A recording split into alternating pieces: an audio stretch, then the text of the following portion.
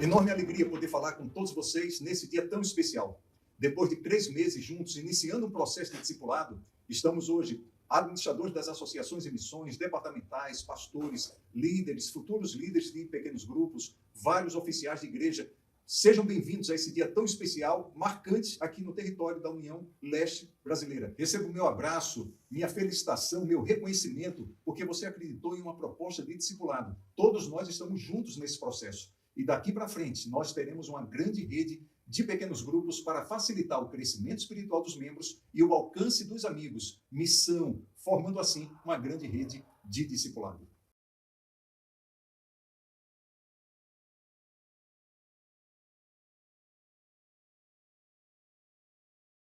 Nesse dia, logicamente, vamos falar de discipulado. Eu gosto muito de esportes. Esportes coletivos me chamam muito a atenção, porque no somatório das forças, das habilidades que se forma um time, uma seleção. E, logicamente, não é preciso que todos tenham as mesmas habilidades. Para a formação de um grupo, para a formação de um time, as habilidades precisam ser distintas. O que é necessário apenas é todos terem o mesmo foco. Você está vendo na tela a formação da equipe da Seleção Brasileira 2019, vôlei masculino.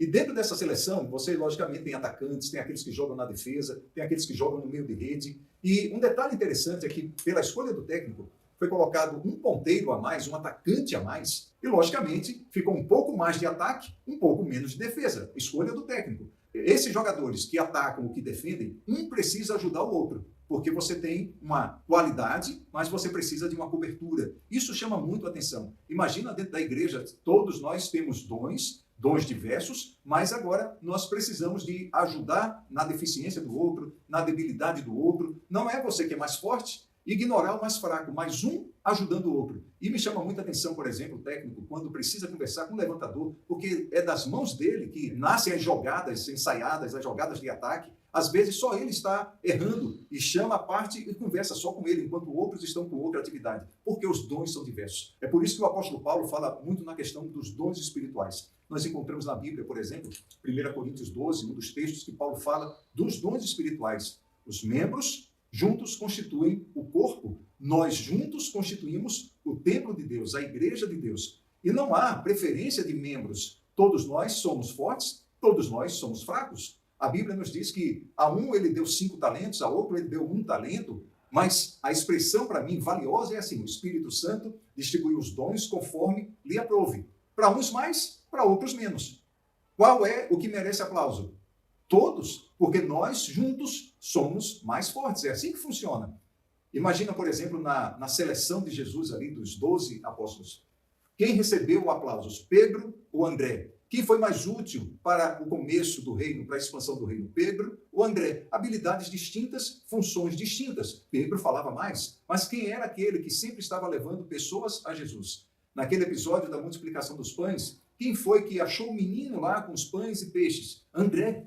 Quem recebia aplausos? André ou Pedro? Talvez André, você nunca tenha nem ouvido um sermão sobre André, mas ouviu vários sobre Pedro, já pregou vários sobre Pedro. Mas é assim que funciona. Nós temos os dons distintos, habilidades distintas, mas quando estamos juntos, o somatório das nossas habilidades é que formam uma igreja forte. Um ponto que nós precisamos ter em mente para a nossa compreensão da temática desse dia é: o que é igreja?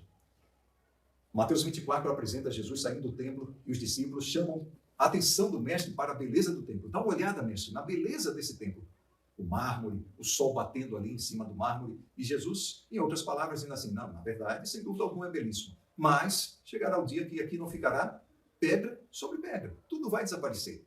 Então, o âmago, a essência, não é a construção, por bela que seja, por necessária que seja, mas igreja tem uma essência especial, um âmago especial. E é sobre isso que vamos falar nesse dia.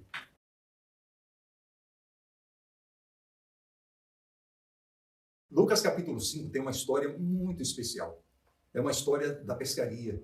E nós vamos tirar algumas lições aqui nesse dia para a nossa compreensão, para o nosso entendimento sobre esse processo. Uma introdução aqui. Naquela manhã, o mesmo cenário. Pessoas, barco e mar. Você já notou que muitas vezes nós agimos ou reagimos dentro do automático? Imagina, por exemplo, você no trânsito. Alguém buzina forte lá atrás de você. Qual é a sua reação inicial? Imagina, por exemplo, você ser destratado. Qual é a sua reação inicial? Imagina você em um estabelecimento comercial, pagando por um serviço e o serviço é mal feito, o serviço demora. Qual é a sua reação inicial? Um problema relacional, uma crise, na sua visão, uma demora para ser promovido na empresa, você merece, mas outro é dado aquela promoção. Qual é a sua reação inicial? Nós reagimos muito na questão do automático. E dentro da visão de igreja também, nós trabalhamos também com esse aspecto, dentro da visão do automático. E nessa manhã aí, que a pescaria é retratada, nós temos aí barco, pessoas, mar, um cenário automático, cada pessoa reagindo de acordo com aquela situação. Dentro desse cenário, parece que era um dia sem resultado algum. Gastaram energia, gastaram tempo, gastaram dinheiro, mas nada de resultado. Não parece assim, às vezes, alguns dias da nossa vida, que nós nos esforçamos tanto, mas parece que não conseguimos absolutamente nada. Para aquelas pessoas que estavam na praia, seria mais um dia comum. Seria, logicamente, eles iriam viver um dia especial, estavam começando. Para eles, seria um dia de preparo de pescaria em meio a um discipulado. Mas para o céu, era exatamente o ambiente oposto. Seria um dia de discipulado em meio a uns momentos de pescaria. Isso porque sempre o céu está disposto à pescaria. Sempre o céu está disposto à salvação, à missão, à discipulado. Mesmo que nós não enxerguemos, ou mesmo em meio às nossas atividades comuns e cotidianas da nossa vida. Eu gosto muito de pensar no que Ellen White fala, quando apenas os métodos de Cristo trarão êxito ao trabalho da igreja.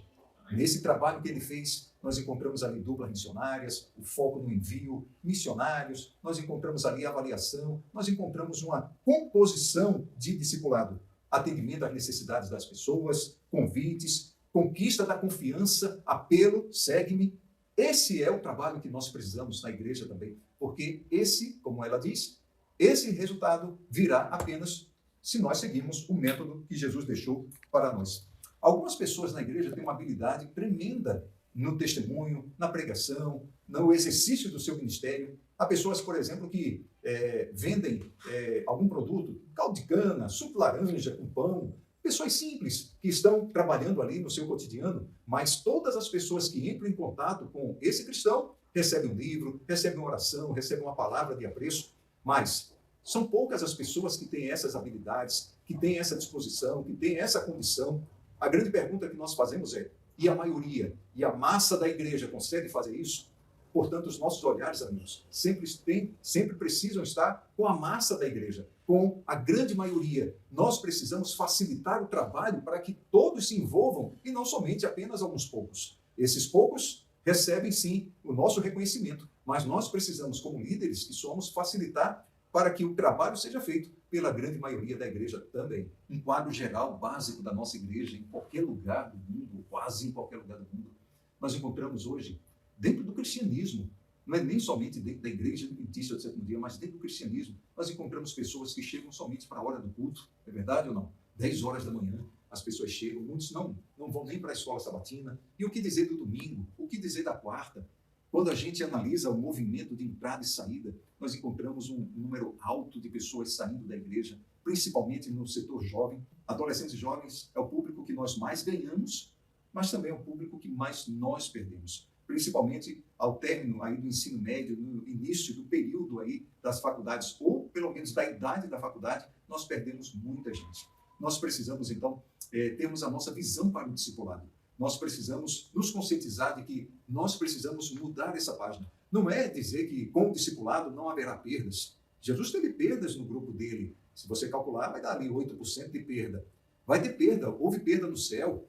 Vai continuar, se nós entrarmos juntos no discipulado, vai continuar, infelizmente, com divórcios na igreja, com problemas espirituais, pessoas chegando somente para o horário do culto. Mas o que nós imaginamos é, se todos nós dermos as mãos, nós poderíamos diminuir essa quantidade de pessoas que estão vivendo a vida cristã de uma forma qualquer, e nós precisamos, então, ajudá-las dentro de um compromisso cristão com o Senhor Jesus Cristo. Algumas lições dessa pescaria, da história da pescaria de Lucas capítulo 5. Eu leio aqui, versos 1 e 2, aconteceu que Jesus estava junto ao lago de Genezaré e a multidão o apertava para ouvir a palavra de Deus. Então ele viu 2 barcos junto à praia do lago. Os pescadores tinham desembarcado e estavam lavando as redes. A primeira lição que eu tiro dessa pescaria, lavar as redes, não diz como foi a pescaria, mas como será. Vamos imaginar então aquelas pessoas ali com essas redes, passaram a noite em claro, não pegaram nada, gastaram tempo, energia, recurso. Agora, essas pessoas estavam lavando as redes. Não há nenhum aparente sinal de desânimo aqui. Não há nenhum sinal de abandono. Eles estavam apenas se preparando para a próxima jornada. Lavar as redes não diz como foi a pescaria. Diz como será a próxima. Que tipo de preparo nós estamos fazendo para a próxima jornada. Nós vivemos hoje em um mundo com ênfase motivacional.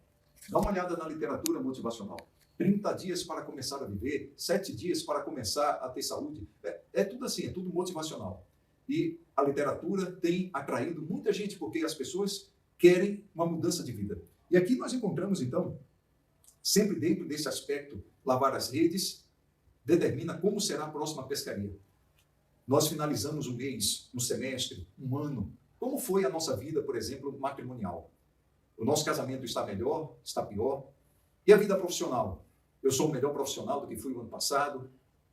Tenho perdido na área profissional, a área dos negócios, a área espiritual, estou melhor do que 2 anos atrás, estou pior? Na área relacional, na área emocional? É o momento sempre, amigos, de nós lavarmos as redes. Como anda o nosso ministério, como anda o nosso trabalho na igreja? Esse é o momento de lavar as redes. E lavar as redes não significa dizer que fracassamos. Há muitos que tiveram uma pescaria última, exitosa, mas estão se preparando, sem saber, para o fracasso na próxima. E outras que foram fracassadas na última pescaria, mas estão se preparando, lavando as redes, para serem exitosas. A vida é assim, não é assim. Tem dias que estamos lá em cima motivados e tem dia que estamos lá embaixo, decepcionados, frustrados. Essa é a vida humana, esse é o mundo que nós vivemos. Há pessoas que são tão motivadas, entram no trabalho, uau, que lugar fantástico, que liderança maravilhosa, que setor de trabalho, a empresa pensa em mim, que como eu sou feliz aqui, aqui é o céu. Meses depois, esse lugar parece um inferno, a pessoa nunca viu um lugar tão ruim como esse. O que mudou?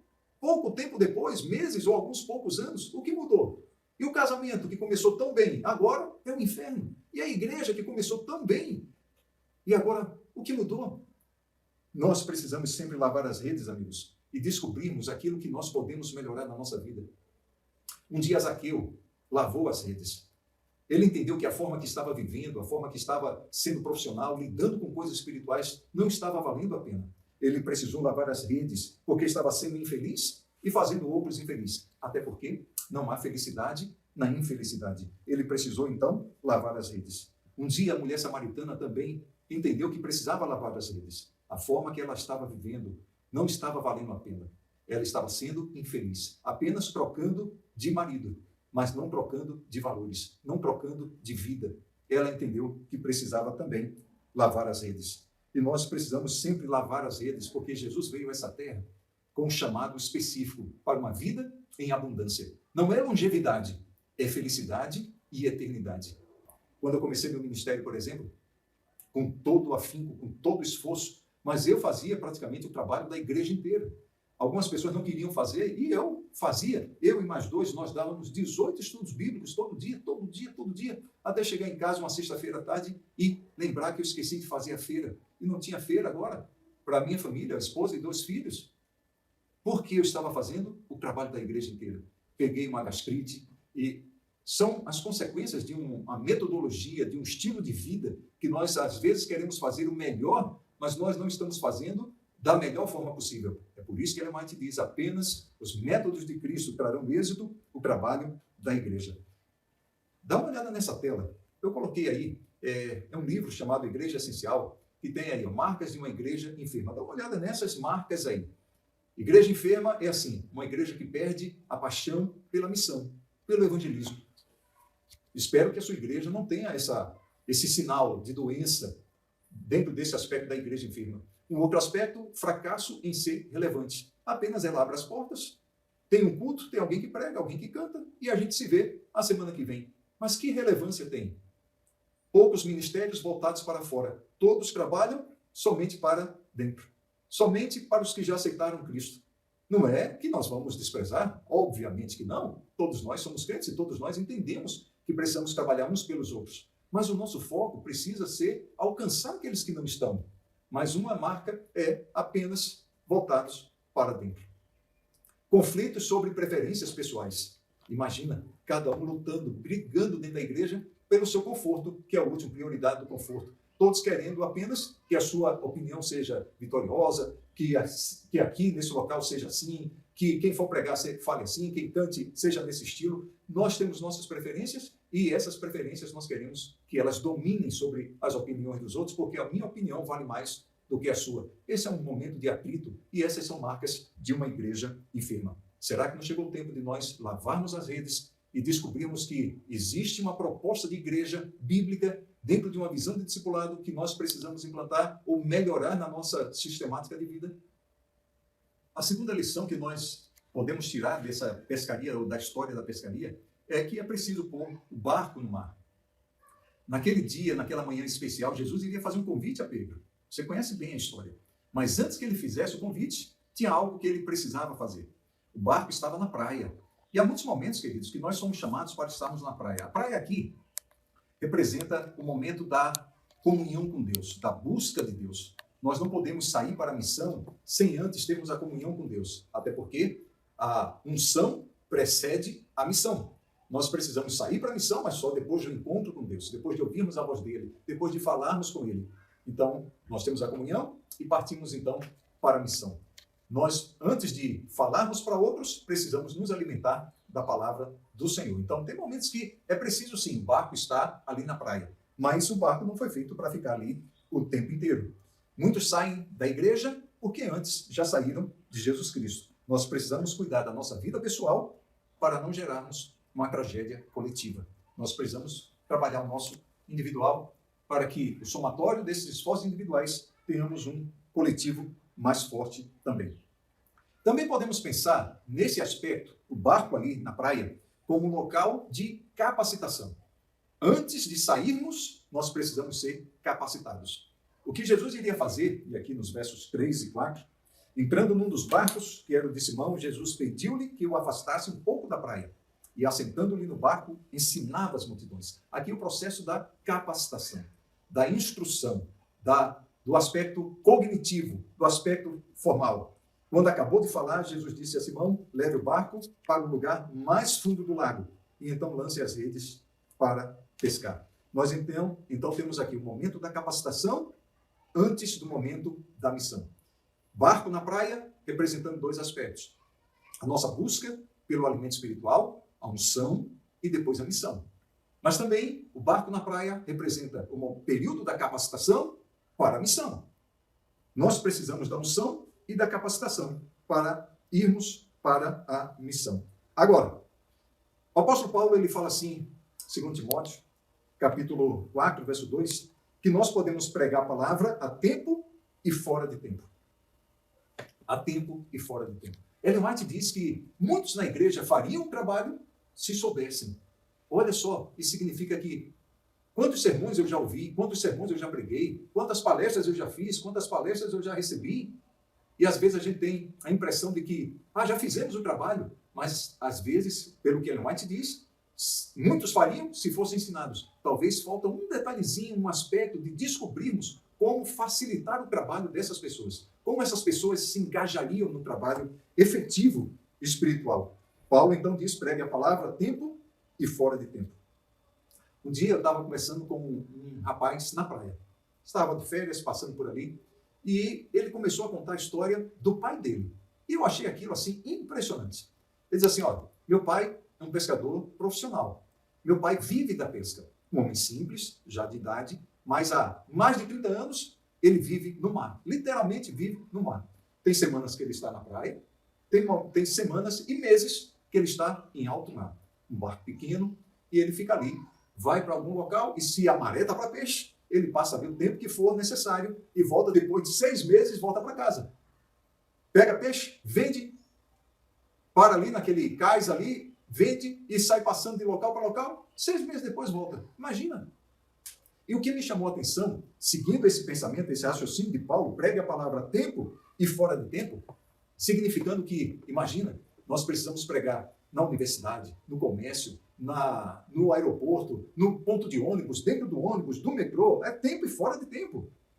Porque o barco precisa ir para o mar. O barco não pode ficar apenas na praia. Tem o seu momento, mas ele foi feito para o mar. E é por isso que alguém disse que os barcos no cais estão seguros, mas eles foram feitos para o mar. A história que o rapaz me contou. Meu pai sempre está pronto para a pescaria. E isso me chamou muita atenção. Para mim, isso é pregar a tempo e fora de tempo. Sabe o que ele me disse? Quando está o mar para peixe, ele pesca de dia, à noite. Agora, o que me chamou a atenção é ele dizer assim, não tem cama no barco. Barco pequeno, de pessoas simples. Não tem barco, não tem cama.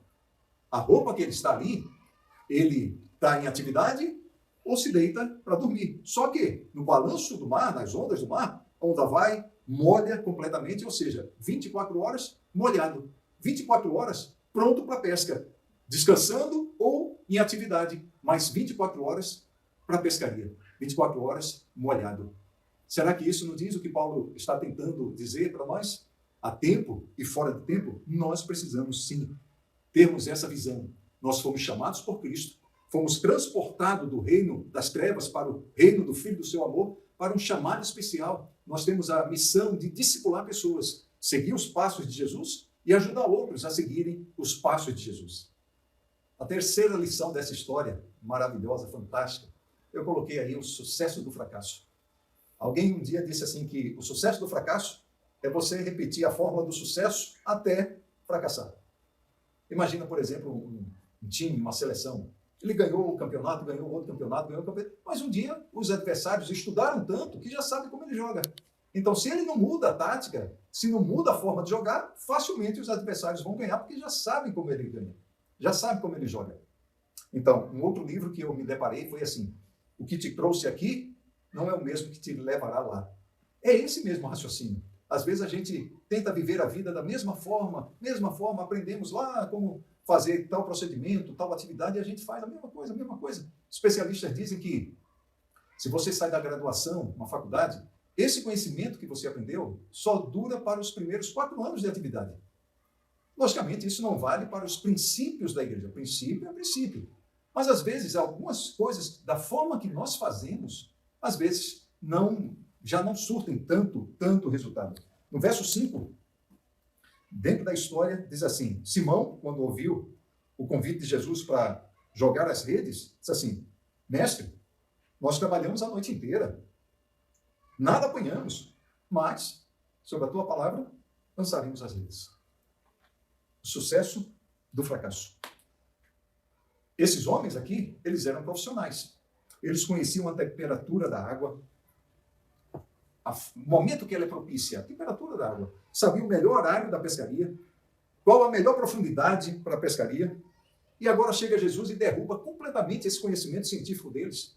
Não estava levando em consideração o horário, a profundidade, a temperatura, absolutamente nada. Ele simplesmente disse, joguem as redes, como eu estou dizendo. É o que a Leonardo falou, apenas os métodos de Cristo trarão êxito para o trabalho da igreja. Não estou perguntando, em outras palavras, Jesus disse a Pedro, estou perguntando, Pedro, se você conhece a temperatura, a profundidade, o horário, não. Apenas faça o que eu estou pedindo. Joguem as redes no mar. O problema do ser humano, irmãos e amigos e líderes, é nós pensarmos que nós sabemos tudo ou quase tudo. Esse é o nosso grande problema. Nós confiamos na nossa força, no nosso recurso, no nosso diploma, no recurso que a igreja tem, na beleza que a igreja tem. Olha só, nós não precisamos de nada. Poucos querem aprender, poucos se dão o luxo de tentar estudar para aprender um pouco mais. O que eles pensam vale mais do que a igreja pensa. E hoje nós temos essa tendência. Muitos querem dizer assim, mas eu acho assim, eu penso assim, eu li na internet, eu vi na internet. O pensamento de pessoas vale mais do que o que a igreja pensa. Muitos trabalham a vida toda do mesmo jeito e nunca mudam. Nós temos que parar e avaliar como igreja. Estamos fortes? Estamos crescendo? Não estamos crescendo? Muitos ainda estão felizes com quantos membros vêm ao templo. É a quantificação. Imagina um sábado de manhã, uma igreja bonita, um serviço de adoração bonito, um pregador bom, um louvor bom, e todo mundo olha, olha só a igreja lotada. A igreja lotada. Muitos se sentem felizes dessa forma. Isso não é ruim, isso é bom. Tudo que a igreja faz é bom. Mas nós precisamos sempre pensar o que é o mais completo. É apenas medir, quantificar quantos estão vindo, ou nós quantificarmos quantos estão indo para a missão. para o mar para pescar, para o campo missionário. O que é mais completo? Nos alegremos. Quantos estão vindo? Opa, louvado seja Deus. É melhor o povo aqui. Mas quantos estão indo cumprir o ID de Jesus, a missão de Jesus? Essa é a grande pergunta que fica sempre para a nossa vida. E o apelo dele, o chamado dele é para nós sermos testemunhas. Ele não disse assim, encontre um bom lugar na igreja e seja expectante. Não. Ele disse, sejam meus discípulos. Todo o que quiser vir após mim, negue-se a si mesmo. Esse é o chamado do mestre. Não é encontre um banco e fique confortável, mas tome a sua cruz e siga-me. O texto aqui apresenta dois cenários, praia e mar. Praia e mar. Capacitação e missão. Unção e missão.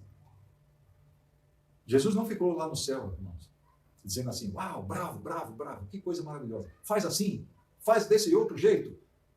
Coloca ali outra igreja, essa cor não, faz assim, faz assado. Não, ele veio aqui, habitou entre nós, armou sua tenda ao lado da nossa, veio nos mostrar o que era discipulado, veio transmitir valores. Ele não deixou um programa para a igreja, mas ele deixou princípios, ele deixou valores, não deixou uma liturgia, não deixou um programa, mas deixou como nós podemos trabalhar. Discipulado. Ele formou pessoas, selecionou pessoas, transmitiu valores, conduziu-as para a missão, avaliou. Esse é o nosso trabalho como igreja, queridos. O culto é uma parte maravilhosa da pregação, da adoração pública. Nós colocamos assim toda uma bateria, recarregamos a bateria, nós louvamos juntos, adoramos juntos. Mas, queridos, o verdadeiro, ou não vou dizer o verdadeiro, mas o mais completo trabalho do cristão não é quando nós entramos no templo, mas é quando nós saímos dele. Adoradores 24 horas, é lá fora, queridos. É lá fora que o problema é grande, que as dificuldades são grandes, que a pressão da vida é grande. No templo é fácil, porque todo mundo ali, ou quase todo mundo, pensa igual a nós. Mas o difícil é quando nós saímos pela porta. É aí que nós precisamos ajudar uns aos outros. É aí que o sentido de grupo, o sentido de discipulado toma força, porque nós somos frágeis, nós ficamos sozinhos lá fora. Nós precisamos da ajuda um dos outros. E aí Jesus então apresenta essa questão do barco no mar para pescar. Igreja tem problemas? Sim. Na pandemia, por exemplo, nós encontramos um fenômeno, pessoas em home office. Nós não conhecíamos muito de home office. Pós-pandemia, home office. Mas o que as empresas chegaram à conclusão? Nós estamos economizando, mas estamos perdendo o sentido de coletivo, de unidade. E muitas empresas estão meio que, se não acabando com o home office, diminuindo. Alguns dias eles virem e se encontrarem. Alguns casais, como estão fazendo? Para não brigarem tanto, moram separados. Quando querem, quando desejam, se encontram. Quando não, cada um na sua casa.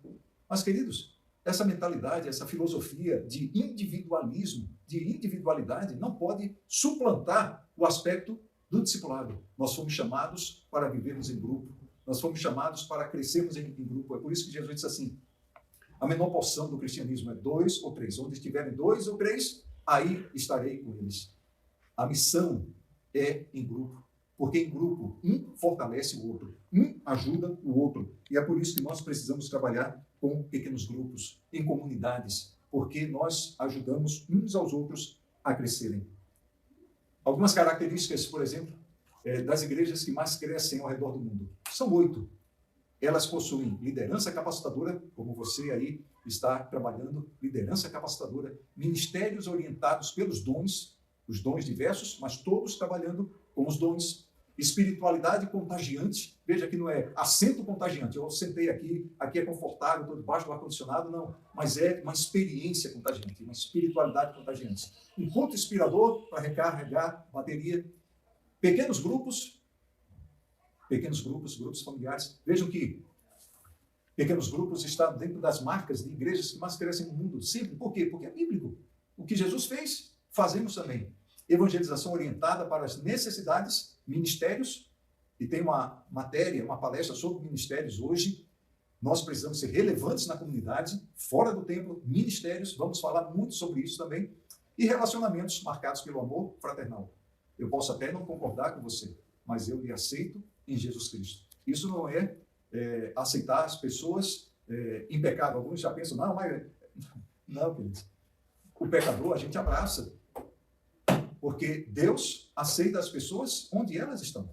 Logicamente, Ele não vai deixá-las onde elas estão. elas serão transformadas se andarem com Jesus Cristo. Mas nós precisamos amar, porque esse é um dos aspectos que Jesus colocou do amor relacional. Então, essas são as características das igrejas que mais crescem no mundo, e a minha ênfase é na comunidade, no pequeno grupo, no discipulado. E, finalmente, a última lição desse dia, dentro da história da pescaria: quanto mais mãos na rede, mais peixes no barco. O grande ponto é que a pescaria não depende de quantos olham o oceano. Quantos estão olhando aí o oceano? Não depende disso, mas de quantos puxam a rede. Imagina a igreja cheia de pessoas. Eu estou olhando o oceano.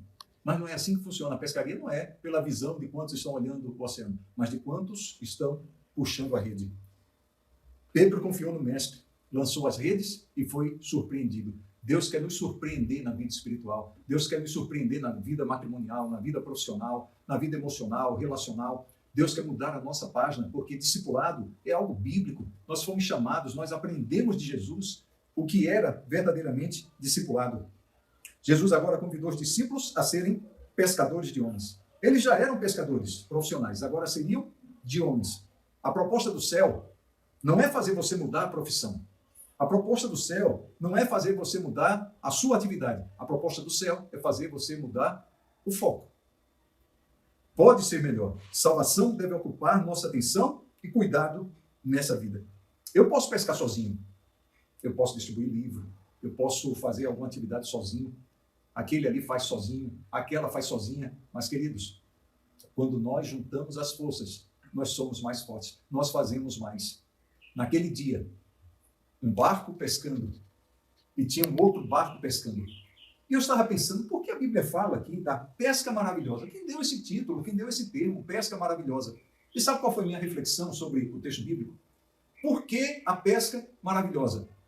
Não foi porque, naquele dia, a temperatura da água foi diferente. Não foi porque, naquele dia, a profundidade da água era diferente. Não foi porque, naquele dia, o cenário era diferente. Mas foi porque, naquele dia, a atitude foi diferente. Havia um barco pronto para pesca e outro barco pronto para pesca. Cada um por si. Mas, nesse momento que Deus operou e os barcos se juntaram, eles conseguiram a pescaria maravilhosa. Pescaria maravilhosa, porque pela primeira vez os barcos trabalharam juntos. Eu posso trabalhar sozinho, você sozinho. Eu vou conseguir algo, você vai conseguir algo. Mas se nós trabalharmos juntos, nós teremos a maior pescaria da terra. E falar em maior pescaria da terra, nós estamos pisando nos dias que Deus está pronto para a maior pescaria da terra. Nós estamos chegando ao fim de todas as coisas, no fim de todos os tempos. E nós precisamos dessa pesca maravilhosa. Nós precisamos seguir os métodos de Jesus: discipulado, formação de comunidade, formação de grupo, um líder ajudando outros a crescerem espiritualmente, alcançando seus amigos no comércio, na faculdade, no dia a dia, nos parentes, enfim. Nós precisamos de uma igreja, além dos programas, além dos cultos, uma igreja que vive em comunidade, que se ajude mutuamente, que siga os passos de Jesus e ajude outros a seguirem os passos de Jesus. É por isso que estamos aqui nesse retiro. Os nossos olhares estão para frente. Quando vamos começar, no dia 25 de agosto, a nossa rede de pequenos grupos. E eu termino a mensagem aqui dessa grande pescaria, dentro desse raciocínio do que é discipulado, do que é vida cristã, apenas colocando, quando nós abrimos Atos 2, nós encontramos ali algumas atividades, que já está aí na tela, que a igreja cristã fazia nos templos, outras atividades que eles faziam nas casas e outras atividades que eles faziam nas ruas. Resumindo, se nós vamos apenas para o templo, dentro desse raciocínio, nós somos um terço de cristãos. Mas se vamos para as casas também, para a formação de pequenos grupos, para comunidades, aí nós somos 2/3 de cristãos. Agora, se nós vamos para o templo, temos uma comunidade, um pequeno grupo na nossa casa ou na casa de alguém, nós participamos, e vamos para a missão, salvar nossos amigos e familiares, aí nós temos a visão completa do que é cristianismo.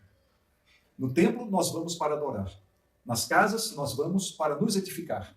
E nas ruas, nós vamos para salvar. Nós estamos nos dias da maior pescaria da terra. Muitas coisas poderemos fazer mais e melhores se dermos as mãos. Se tivermos a visão que Cristo teve, formar líderes para tomar em conta, ajudarem outros, um grupo, a crescer espiritualmente, alcançar seus amigos, indo ao templo adorar a Deus, participando das casas, da edificação e salvando pessoas. Bem-vindos à revolução. Bem-vindos ao momento da maior pescaria da terra. Parabéns por acreditar, mas receba do Senhor, em breve, o abraço, o manto branco e as palavras: sejam bem-vindos ao reino que está preparado desde a fundação do mundo. Vinde benditos de meu Pai e tomai posse do reino, tomai posse da herança. Esse será o dia de nós juntarmos as nossas histórias. O que eu fiz, o que você fez, o que nós fizemos, o grupo que nós lideramos, o grupo que nós ajudamos a entrar no céu. Muitas histórias teremos. Que esse retiro seja marcante na nossa vida. Que esse retiro seja especial na nossa experiência cristã.